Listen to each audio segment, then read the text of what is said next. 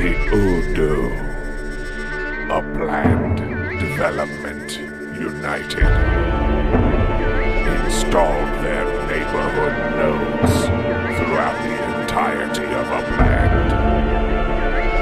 Their reach was unmatched.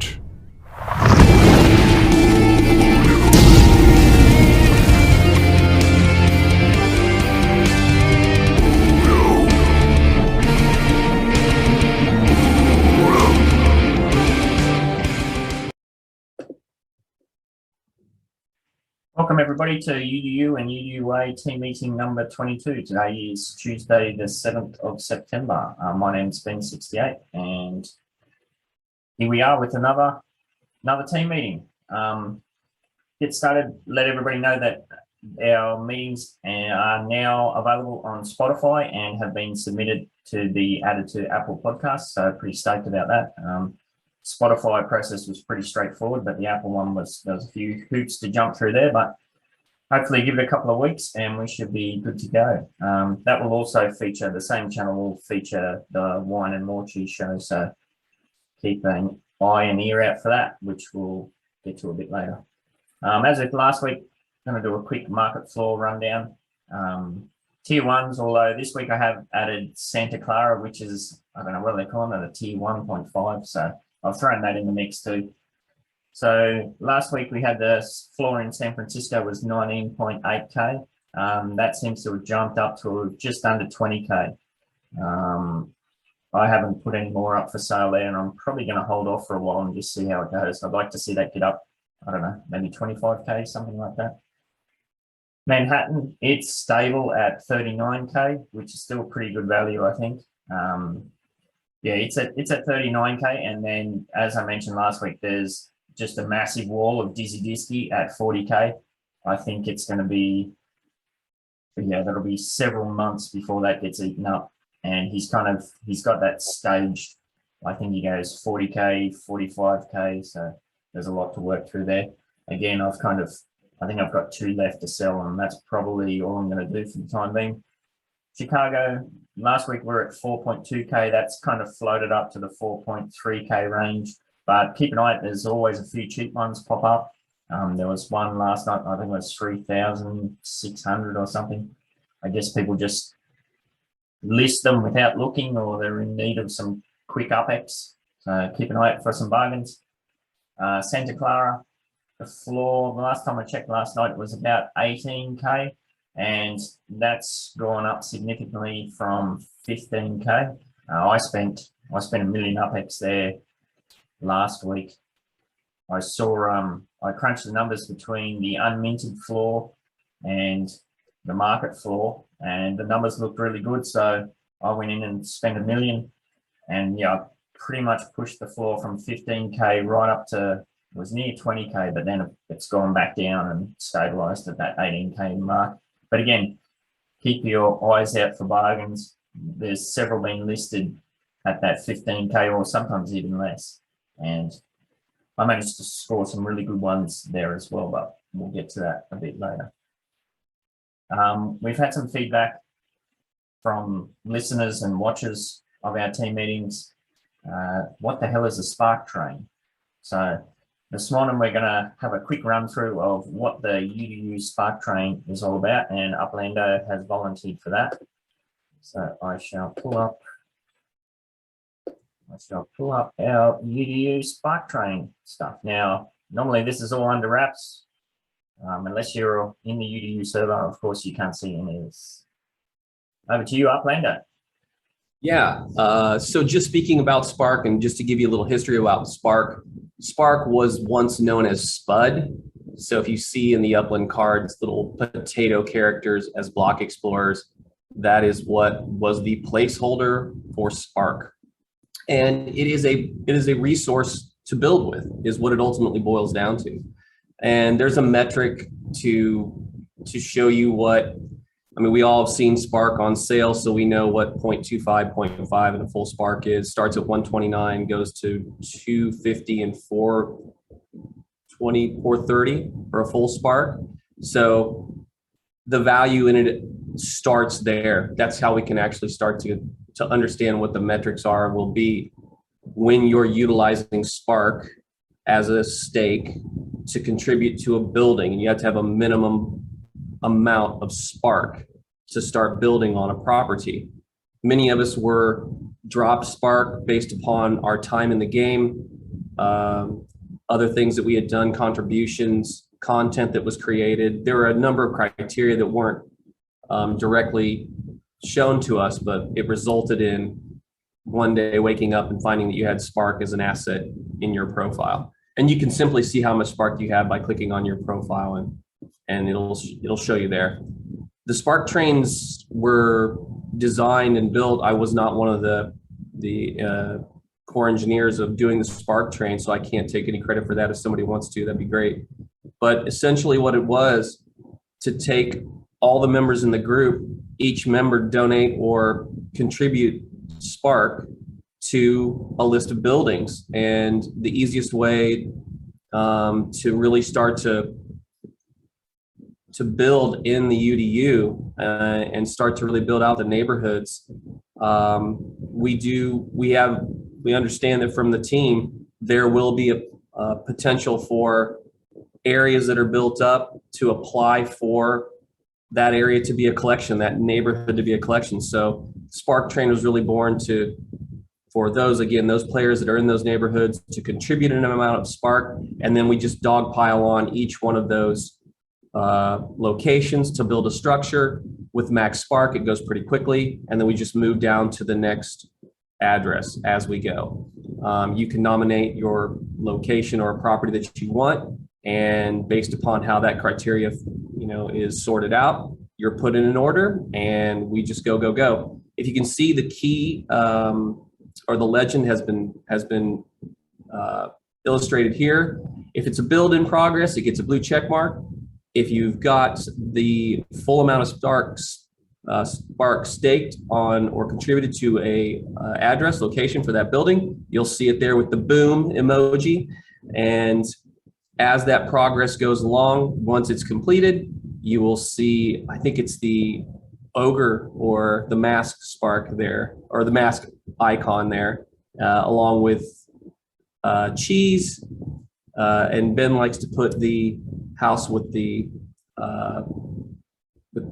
shrubbery around it, and then a check mark to finally to let you know that that structure has been completed. I will remind everyone who is completing their structures, you do have to go and do that final little click on your property to send you through the ceremony of having built that, and then it will show up as a fully built structure on your property. Anybody that wants to can, and we encourage you to contribute Spark to these builds. It really helps us and gets us down the path. We're on round 4, and hopefully that is kind of a nice, just broad brushstroke for Spark. Any questions? That's awesome. Thank you for that. Mortis, did you want to speak briefly to how you go about putting this all together using Hooray Spark? I use the force. That was very, very well put explanation, Uplando. Thank you for that. Well, we have a nomination round, and what I do is I kind of watch the numbers come in depending on how much people are staking, and when it gets to the point where the hours get to a certain point, I stop it. I stop nominations. We have a 75% minimum for staking, and if you and also a straight minimum of 0.50 Spark. So if you have less than that, we can always kind of work on something smaller, but for the most part, those are the parameters of it. And then after nominations is over, we add all of the addresses into the bot and make the build list. As you can see on the left side here, we have the build list for cheese, build list for Bach. My list is for apartments, his is for townhouses. And once that's all done, we'll start the train.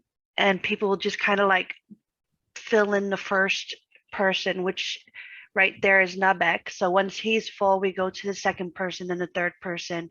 And we do the list depending on who put in the most spark. Everybody gets done, but it's just a good way of knowing how to put people in a list for the most part. Yeah, Yeah. we learn a lot of lessons on how not to go about things.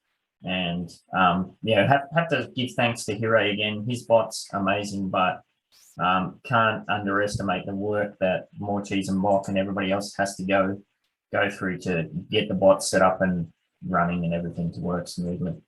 So we might as well just go straight into the round 4 trains update. So it's pretty easy to see here. Nubex and my apartments are fully staked. Cyclonics has finished his small townhouse and we've moved on to his second one. So that's going pretty good. I think Nubex and my apartments will be finished in about 10 hours, something like that. So not long to go at all. And then how much spark is in an apartment? Is it 20? Is that the max, or 30 or something? 30. 30. So there's 60 spark right there that's going to jump down and start filling out the rest of the train. So that's the cheesy train, but yeah, we also have the Bok train.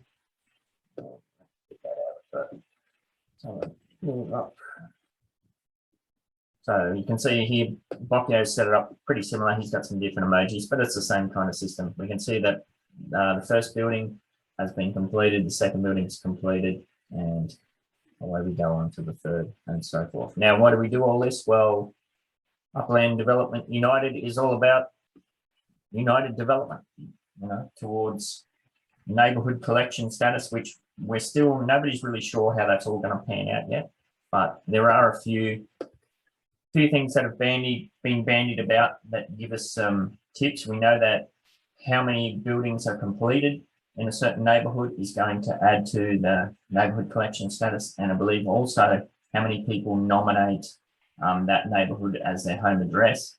Of course, the mechanics for nominating your home address haven't been included in the game.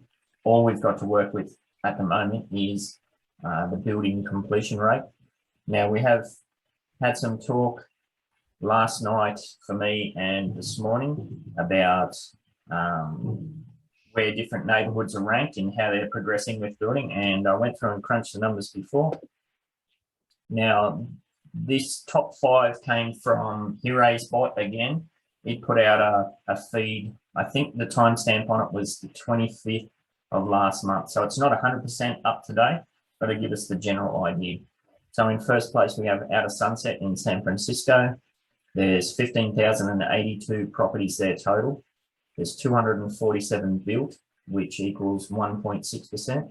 And if we include the 222 that are being built, that totals 3.1%. But Outer Sunset is, yeah. If you wanted to switch that over, I didn't know if you want us to look at what you're looking at now. We're still on box build list. Really? On your screen share. And that's just for me. I don't know if that was for anybody else, but I do think you were trying to share. Is that better? That's it, sir. Yeah.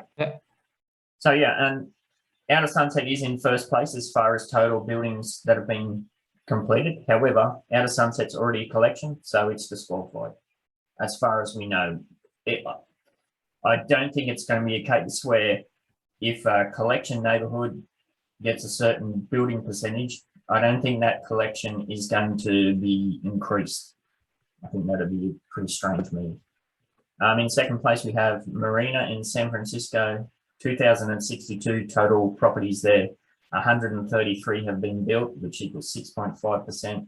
And if we add the 72 that are building, 9.9%. So they're kind of halfway on the way to achieving collection status based on, again, the facts as we know them.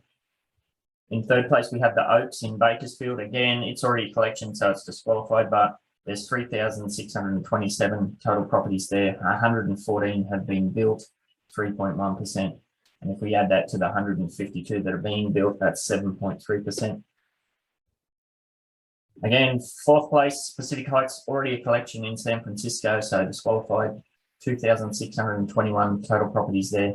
88 have been built, 56 are building, so about 5.5%.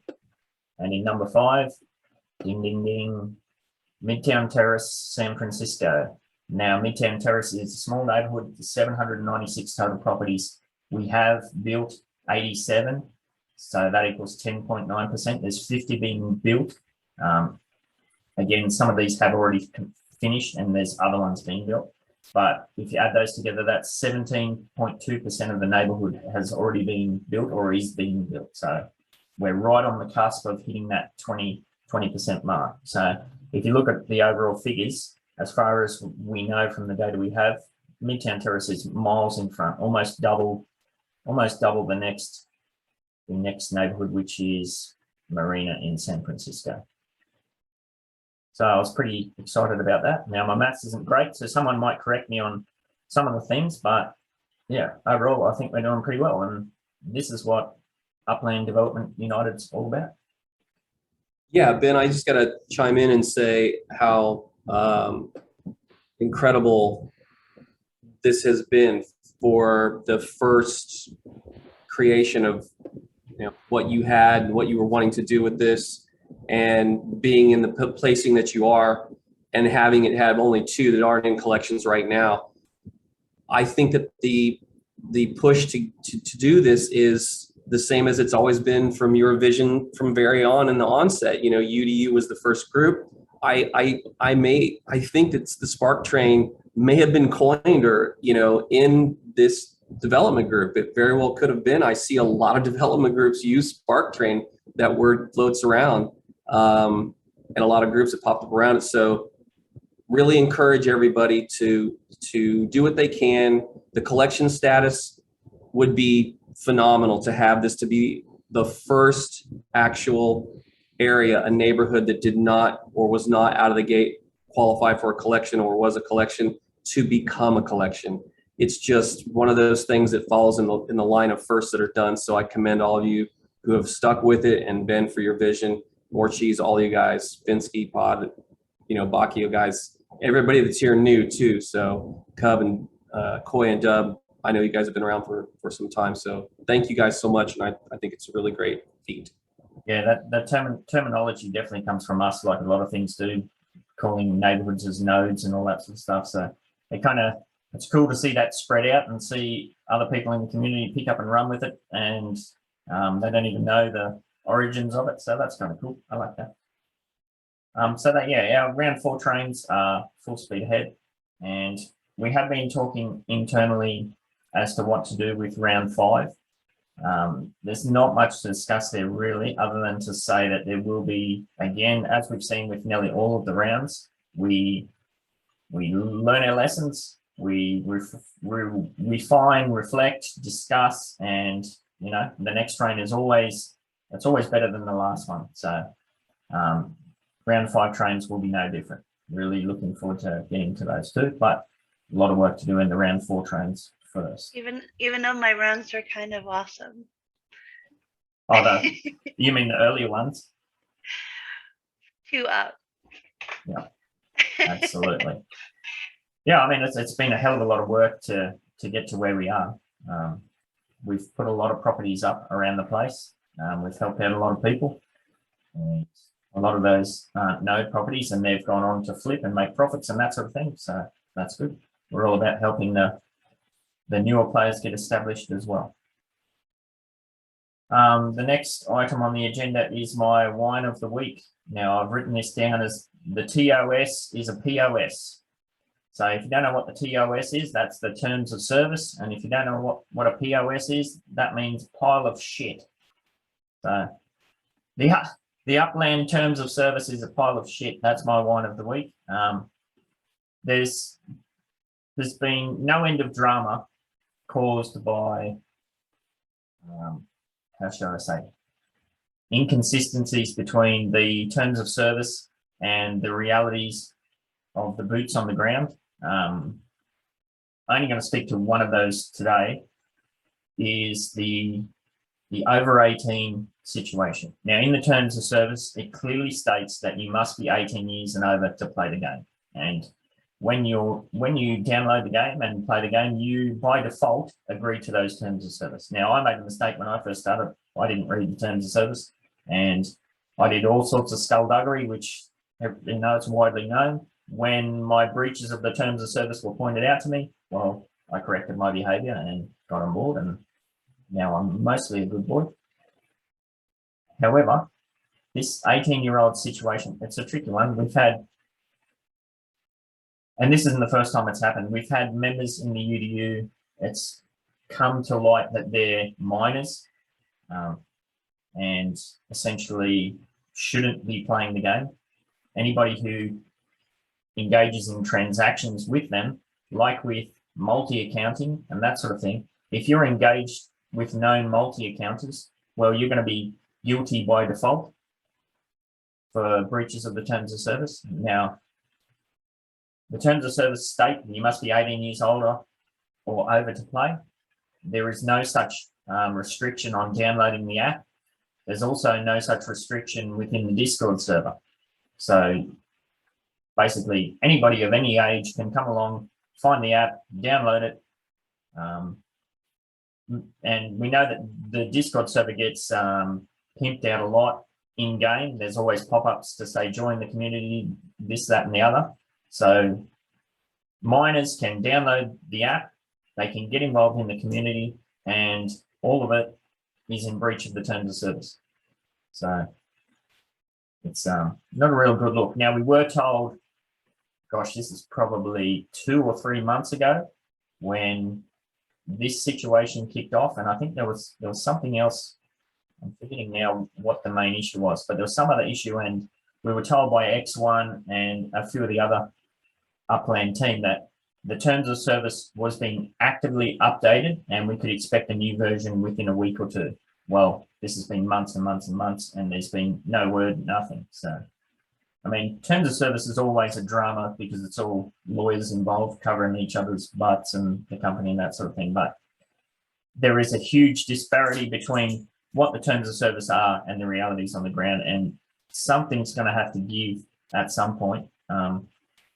We can't have minors getting involved in financial transactions while that remains in the UPEX only kind of world. It might not be a big issue, but all it's going to take is for some kid to get a hold of their parents' credit card and blow it out, and you know, there could be a world of drama. So at the UDU, we've kind of taken a strict policy on it where if you're a minor, you just can't be involved. It puts all of our members at an unnecessary risk. I mean, it sucks. It's not your fault, but it kind of is what it is. Anybody want to speak to that? No, yeah, it's just a really sucky situation all around. We've seen a few people get caught up in it, and it's through no fault of their own. So that's the wine of the week. Yeah, it wouldn't be very. Oh, sorry, Uplander. I'm so sorry. The only thing I wanted to add to that was when you are in a situation where you're in a DM and you're one-on-one with somebody, do be very conscious that this person could be a minor, and your communication with that person is it's good to have your decorum about you, you know, be mindful of that, always be on your best behavior. I know that that's something that you probably heard from your childhood up, but it really does matter. And if you're a part of the UDU, we very much so hope that you present yourself in a becoming way. You know, that's what we are, and that's community. We try to help each other. We don't shame, you know, learn by shaming, and we just don't do any of that. We just try and help people as best we can. And if you do find somebody that's a little bit, you know, if you would presume them to be a minor, be mindful of that. And I've seen some things for young people reaching out, and they may be here for the community part of it and to actually communicate with others. So just be mindful of it and do the best you can. If you see anything, report it upward to a moderator or something of that nature, so that we don't have anything that would be unscrupulous that would go on. So thank you. Yeah, it's just a minefield basically. So it's not real good. Now, it wouldn't be very balanced if I only did a wine of the week. So this week I'm introduced the win of the week to try and help balance things out a bit. So the win of the week for me was, as I mentioned before, I kind of spent $1 million in Santa Clara buying up the floor. Now, 12 of those properties that I bought up were purple North 101 collections. So I was pretty stoked about that. So keep your eye. Again, there's been several people that I guess they're not really, maybe they're just looking at their list in the app and they're just thinking, oh, well, I'll flip this, the market floor's 19K or whatever it is. But yeah, Santa Clara will sell out and the floor is not going to stay the floor for very long. And purple collection, I mean, come on, it's not even a blue collection. So as far as I'm concerned, that's my win of the week. Anybody else have a good win? Box just said that Santa Clara is 95% minted. Wow, that's moved a lot. So cool. Alrighty. Now we know, and I was surprised to see that the new city wasn't released last weekend. We know a new city is really imminent now, or we assume it to be. Now there's been a couple of hints that might be Kansas, might be Rockford. Nobody really knows, but it's kind of appears to be heading in that direction. I have heard of Kansas, of course. I've never heard of Rockford. Can anybody speak? What the hell's Rockford? What's that all about? Why would Upland be interested in Rockford? Then I think it's Rutherford, maybe in Rockford, but I think it was Rutherford that popped up on the map. Okay. So what happened is, and a lot of these times when the team gets ready, when the devs get ready to release a new city, you will see the neighborhood outlines appear on the map. If you haven't figured out in your dashboard to push the little pin drop lower right hand side icon, that will outline the neighborhoods for you. And it appeared one day, excuse me, it's out of nowhere. Hello, Fish. He must be picking up his kids. All good. All good, yeah. Let's see if we can, go ahead and maybe mute. There we go. So we saw Rutherford pop up on the map. The neighborhood outline was there. It was there for a short period of time. It went away. Other neighborhoods have been discussed, right? So Pittsburgh, Pennsylvania has been discussed. Michigan had been discussed. And the Bronx. So we really don't know what's going to happen. And there possibly could be a multi-city release. We've never seen this before. It's been discussed not in terms of the team specifically, but it had been hinted at. So it very well could happen. I would encourage everyone, because of the vanilla, non-vanilla releases and how they go, to be very mindful. If in fact this is where they reveal the collection areas, myself and some others, including More Cheese, we had a really good time in minting those North 101s and just did amazing with those. No one was there. It was just right for the picking, and the flip was amazing there. So I would encourage everybody. It's, you know, the ultra rares and the exclusives and things of that nature. Yes, they're really nice to have, but in terms of flip, you can get a hold of 25, 30 properties and flip those like that. So just be aware and do your research. Any of those cities you just want to go in and really dig down into what the main cities would be. Of course, if it's Kansas City, it's going to be Kansas City, Missouri. If it's Rutherford, it's going to be some main city in that area. It probably won't be the whole state, but that's what we know. I know More Cheese is hanging out for the Bronx, and we did have the team slip, which they've done so many times, is let some kind of graphic slip out there ahead, and that did have the Bronx listed in it. And there was one other, was it Queens or something? I forget. That was the That Bronx. may have been. Yeah, there was something else as well. So, and I know, Bocchio, you've been pretty good at keeping your eye on the world map, and you've seen a few lines come up there. Was that you? Or was that Finn? I think it was Nubix or Finsky, I guess. Was it? Yeah. Yeah. Yes. There's somebody in the team, it might have been Finn, that they're always keeping an eye on the world map, and every now and then there'll be the outlines show up in different places. So speculation, love it. Mm. Alrighty, now we just had Fish. Are you still on, or are you picking up the kids? I think he might be out there picking up his kids, so we'll skip the next part and we might come back to that. Oh, More Cheese, we might skip over to you. Did you want to speak to your latest NFT drop? I'll bring that up.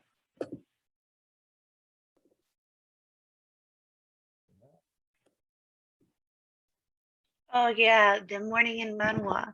That's too bad Fish is not here, because this was actually a custom order for him. I really would like for him to speak on it. My motivations were the pictures he showed me. He showed me a lot of pictures, and I kind of took all the colors from the fish that he sent me and put them together to make it really colorful.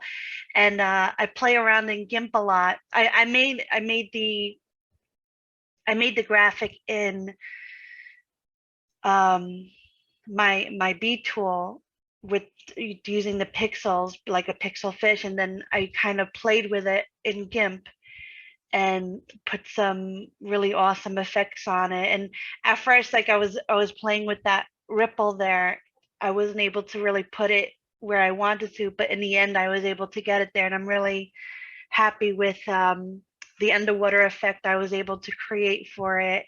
I only made a 35 max, and I believe only maybe 20 are left or 19 are left of it. So it is a low max mint. So look out for it. See if fish jumps back on, we'll flip over to it. And it looks like the fish is just about to eat your little cheese there. Yeah, I did that on purpose. Oh. All right. The main thing I wanted to talk about today was the new UDU structure document that I put up. Not that one. Where is it? Is that up for everybody? Can you see that? Not yet. No, we're still at the fish. All right. For some reason, I got to go stop share and share again. There we go. You're right. That's it. Yep, cool. So we have the new core UDU structure document I put up. So as you know, founder and CEO, that's myself, Ben68.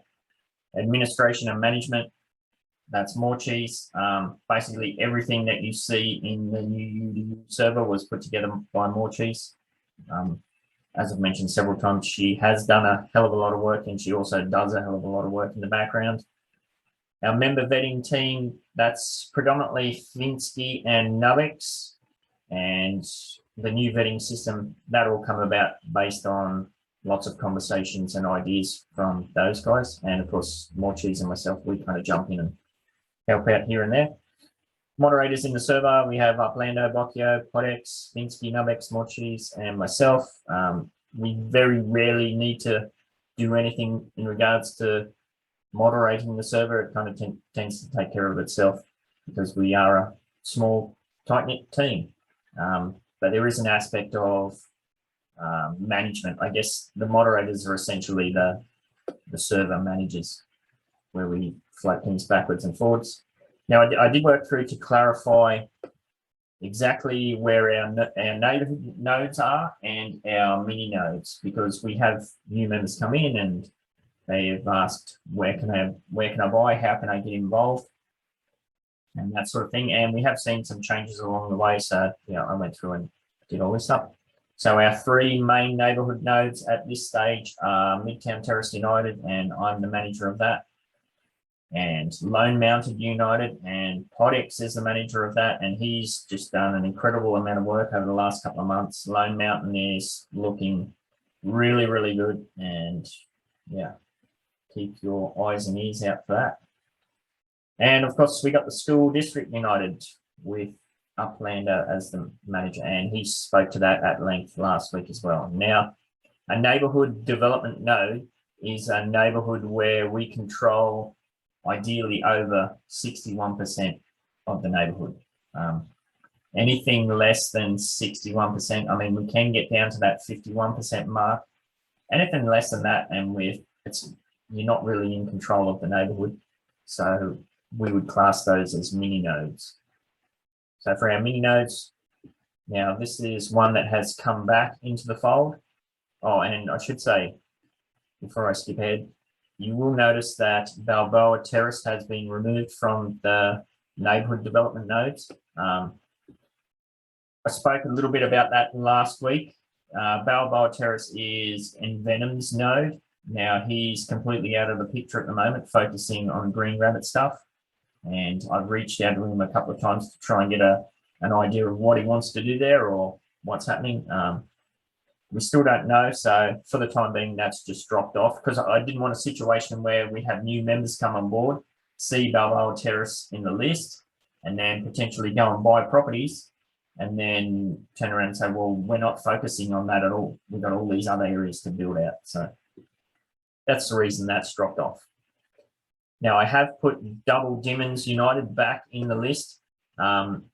Originally that was a neighborhood development node as it was minted out by the UDU as a neighborhood development node. We did have that breakaway as its own separate thing. However, the UDU and UDU members still hold and control property numbers well into the triple figures. And we have had a situation, well, it's been ongoing for a couple of months, where UDU members don't want to get involved with that breakaway group, and they were under the assumption that we were no longer doing anything there. So they started to put their properties up on the market. I ended up buying a couple of those, and I've continued to buy properties there. And I was continually in DMs with people to tell them, no, the UDU still has lots of properties there. We will be building at some stage. So I've put this back up as a mini node to kind of give people the heads up that you may want to hold on to those properties instead of trying to flip them on the market. We've added Upper West Side United, that's Locke's play. He has significant holdings in Upper West Side, but he doesn't have those, he doesn't have the 60 or 51% required to classify it as a neighborhood development node, but he has significant control. And if you've seen his plans, the PDF plans he's put together, that's going to be a really, really cool area, especially Manhattan. I'm not aware of any other groups that have any coordinated plans in Manhattan. There may be, with the exception of Little Italy, of course. So that's exciting. If you don't know anything about that, get in touch with Locke or have a look through the server. There's lots of cool information in there. Next up, we have Armand Park United. That's in Morgan Park, Chicago. I'm the manager of that one. That was an idea that came about through a conversation with Lucas, and they were originally setting that up as a kind of almost a community node, but in discussions with him, that kind of fell through on the back end for those guys. So we've kind of taken that over as a mini node. If you don't know where that is, ask somebody and we can point you in the right direction. There is coordinates basically within the server. And there is unminted properties in that area still. So if you're somebody who wants to get involved, if you're a UDUA member and you want to get involved with the UDU, well, there's opportunities there. There's no reason that you can't go over and meet some properties there and get involved. Longwood Drive United, that's a big long street basically that goes through Morgan Park and Beverly. And yeah, we talked about this previously. I think it might have even been Upland or somebody that was talking about trying to put a street node together. And yeah, that's a play that we made. That's going to look really cool when that's done up. That's all fully minted out. But again, this is one of those situations where if you keep an eye on this, there will be properties pop up every now and then. I've picked up several that came on the market for 13K, 15K, not that much over mint. Mango Avenue United, that's another one that I'm playing around with in Jefferson Park. That's a really tiny area. I just like the layout of it. That's fully minted out now, but that's kind of one of those areas where if we have people that want to get involved to move up from the UDUA to UDU, well, there's an opportunity to maybe get in there at a much lower price than like the neighborhood nodes like Midtown Terrace and Lone Mountain and that sort of thing. Then, of course, we've got More Cheese United node in Santa Clara. That was another one of those cool ones that came about based on More Cheese's last name. And it's kind of slowly growing. So it's been interesting to see that. And it's been cool to see some of our newer members pick that up and run with it and kind of start organically expanding it. I don't know, More Cheese, did you want to speak to that?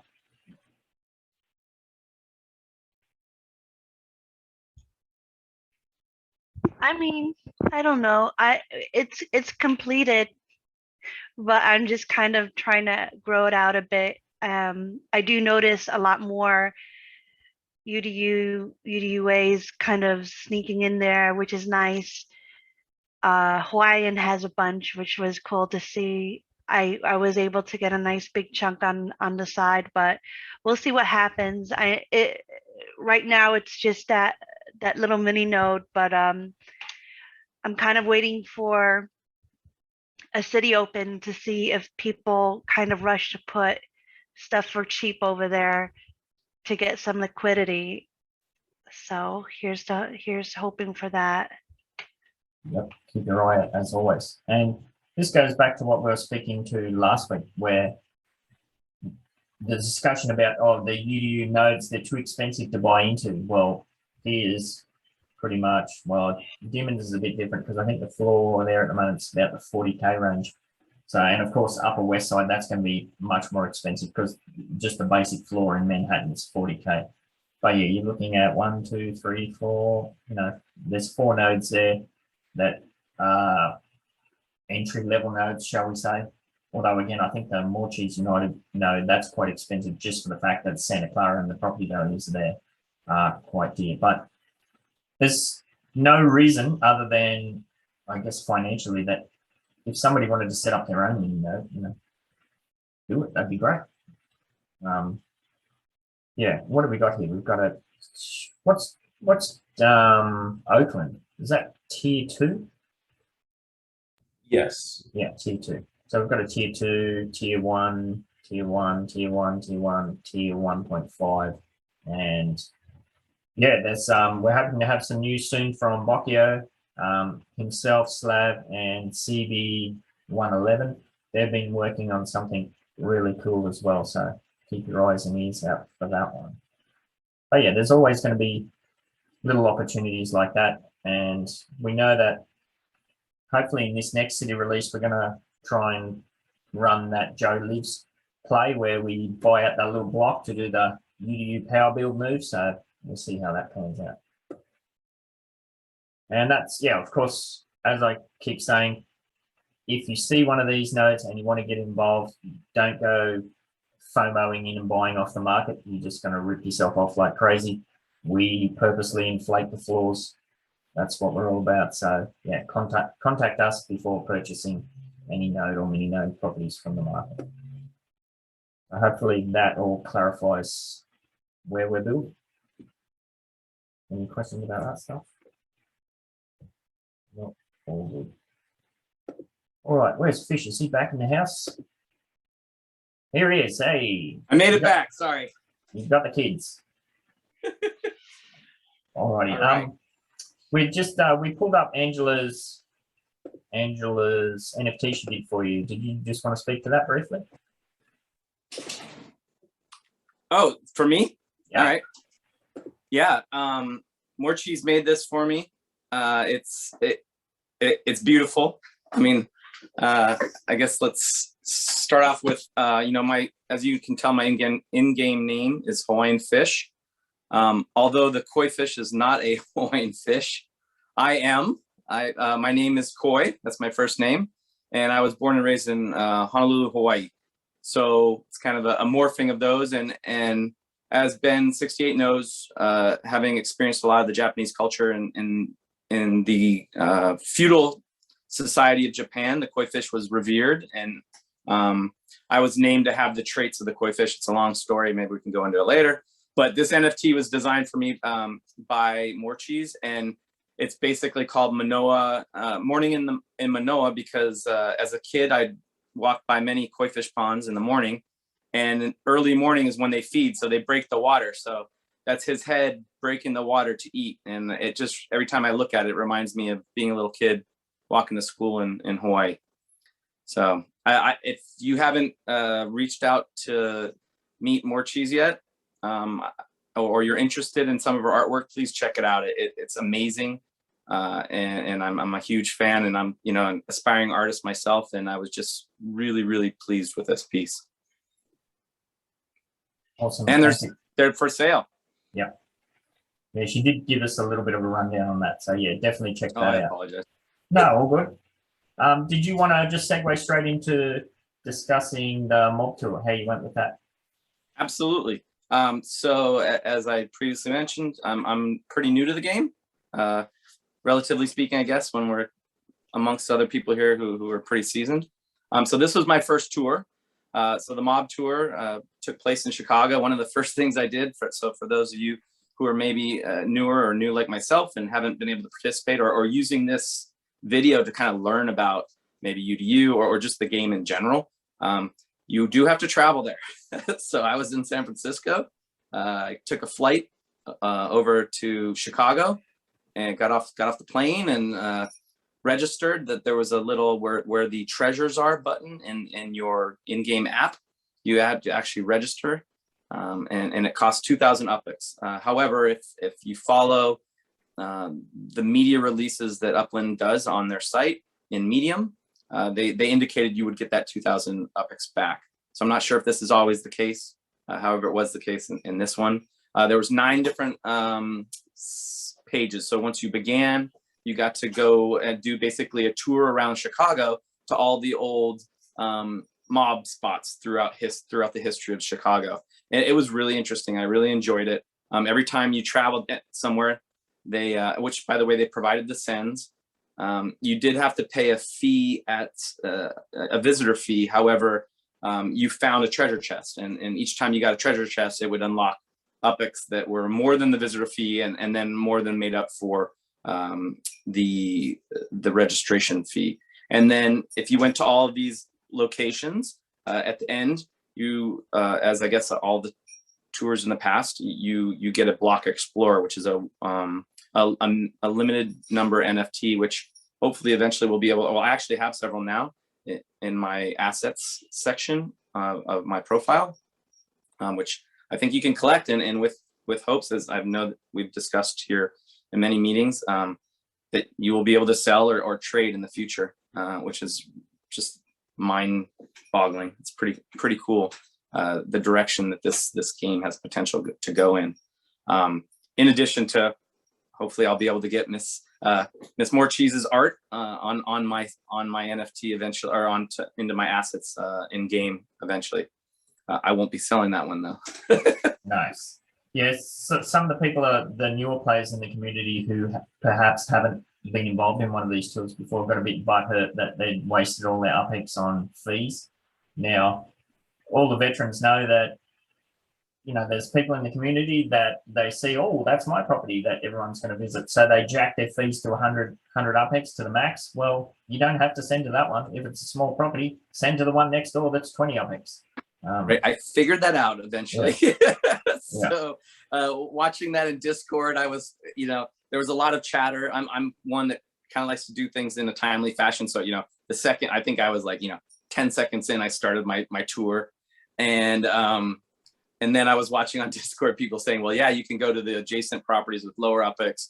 And it makes sense, right? I think the only way they're really tracking it is by the actual treasure being opened, right? And as long as you've opened all those treasures, you qualify for the block explorer.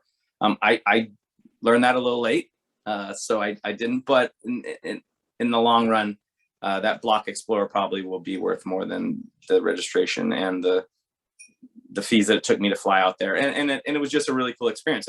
It's the gameplay that I was actually in it for, to be honest.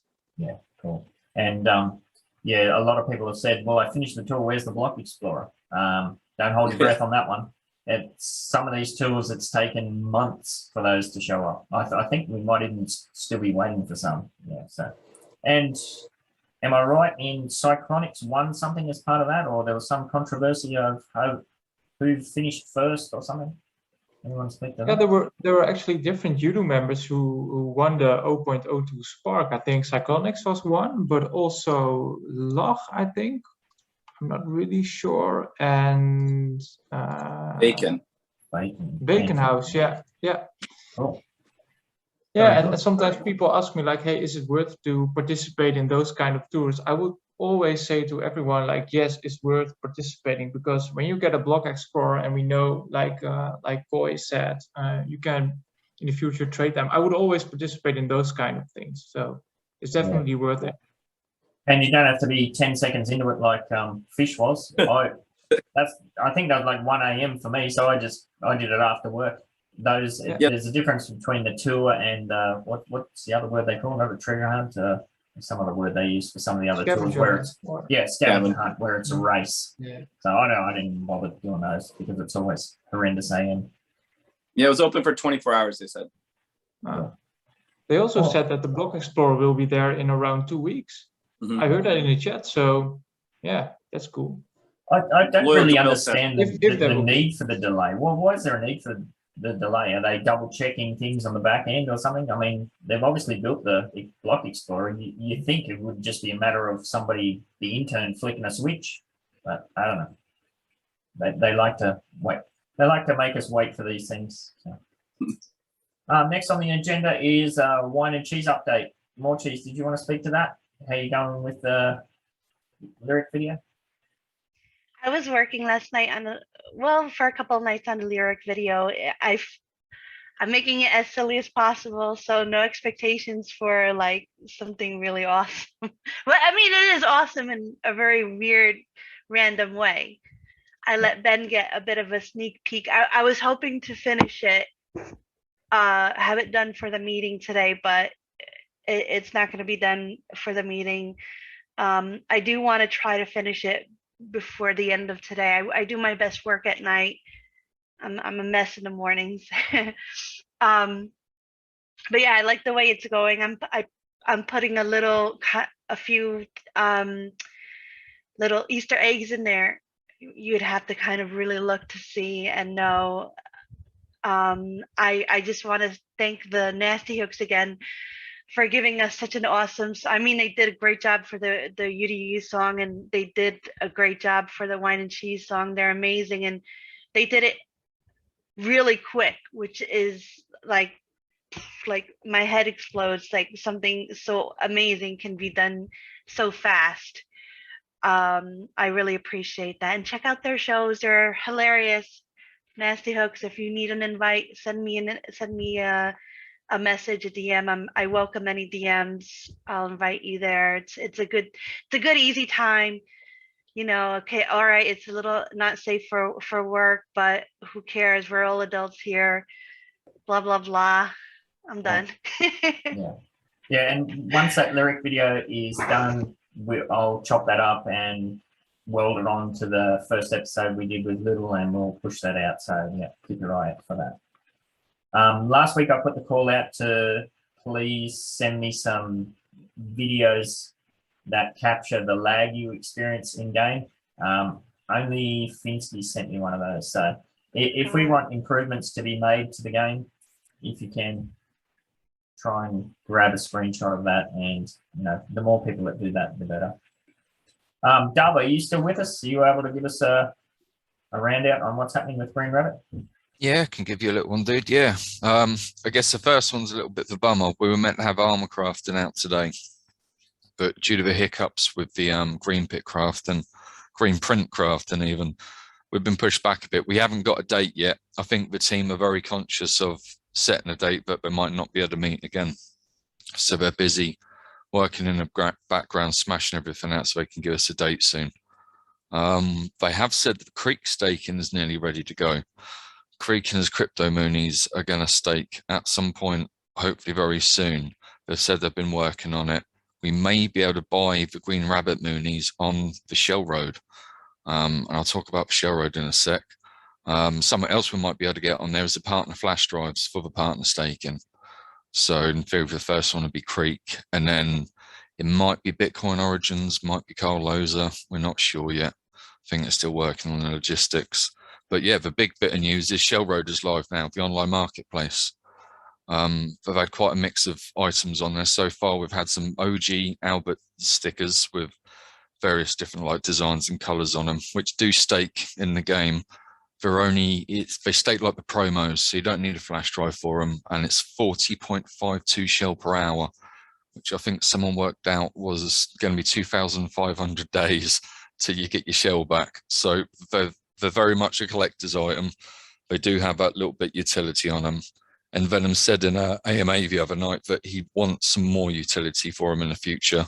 Possibly we might be able to stick them on our Anima armor as like customization options.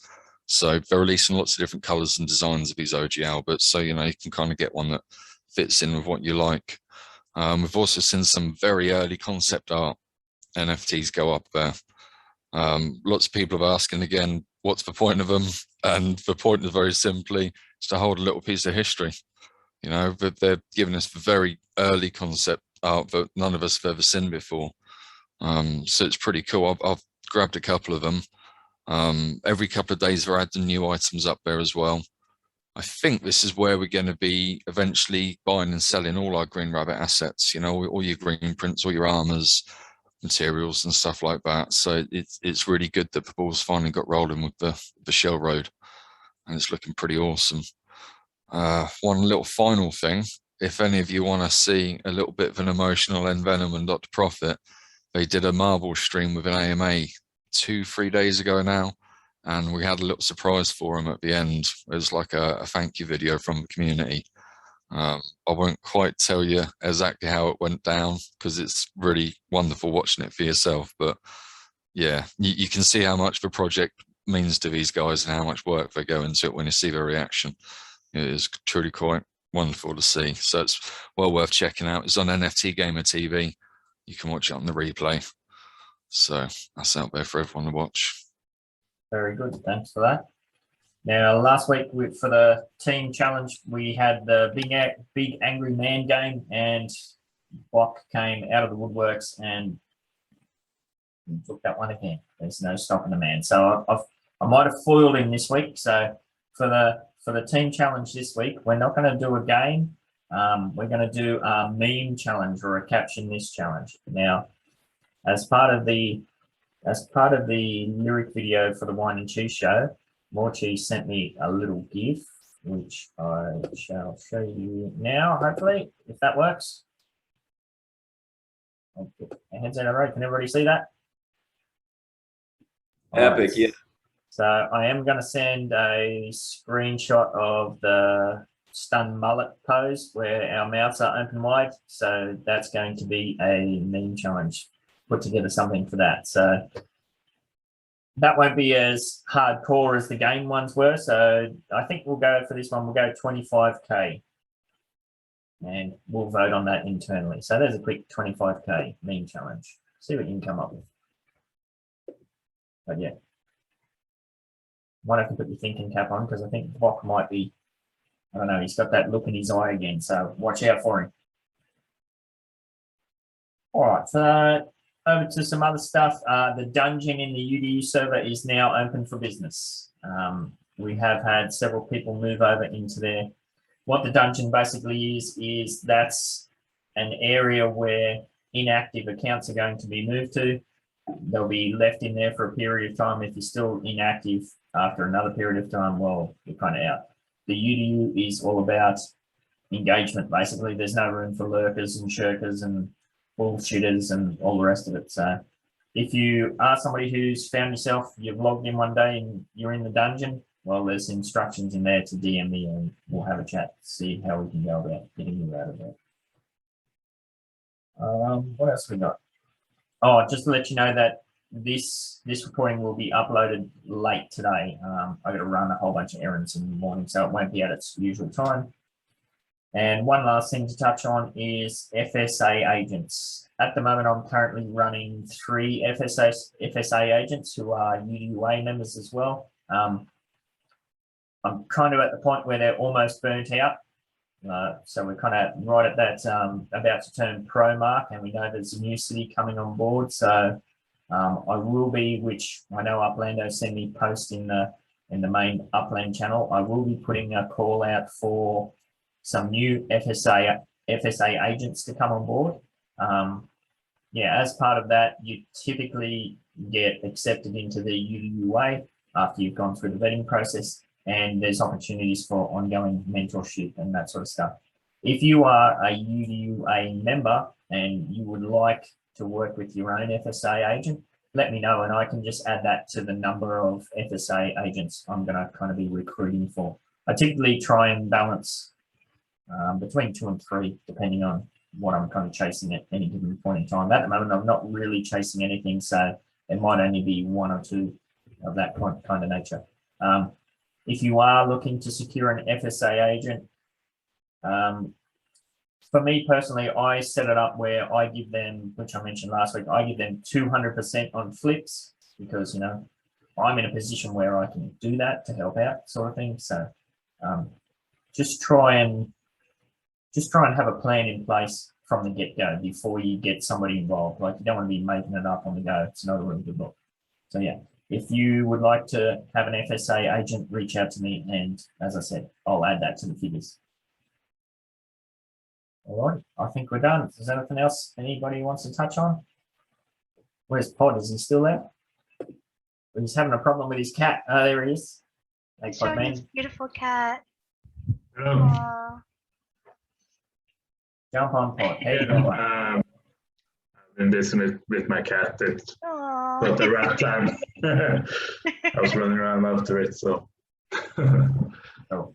Aw. Yeah, and we're looking forward to seeing what Pod's going to do in LMU, and one of these days he might jump on and give us a good rundown. And I believe you're working on a video as well, so maybe you can debut that in a meeting at some stage once you're happy with it and it's all finished up.